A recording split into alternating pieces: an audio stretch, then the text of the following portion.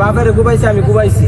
তারা 15 জন মিলে আমার আব্বাকে কুপিয়েছিল, আমরা 2 ভাই মিলে তাকে কুপিয়েছি। ময়মনসিংহে রাব্বি হত্যার মূল আসামি আব্দুল খালেককে গ্রেপ্তার করা হয়েছে। সে গ্রেপ্তার হওয়ার পরে র্যাবের সামনে, প্রশাসনের সামনেই সে স্পষ্ট আকারে বলছে তারা 15 জন মিলে আমার আব্বাকে কুপিয়েছিল, আমরা 2 ভাই মিলে তাকে কুপিয়েছি।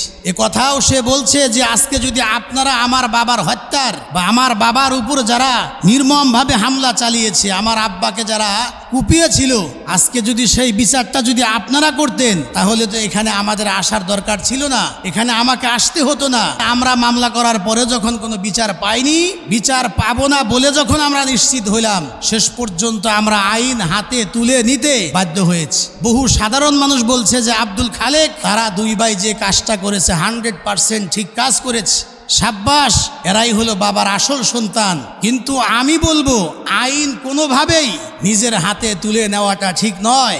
আইন এটা আইনের গতিতে চলবে এবং যারা আইন প্রয়োগের দায়িত্বে যারা আছে তারাই আইন প্রয়োগ করবে। তবে সরকারের উচিত হলো আইনের যথাযথ যেন প্রয়োগ হয়, তাহলে মানুষের আইনের প্রতি আরো শ্রদ্ধা ফিরে আসবে, মানুষ আইনকে শ্রদ্ধা করবে, মানুষের আস্থা ফিরে আসবে আইনের প্রতি।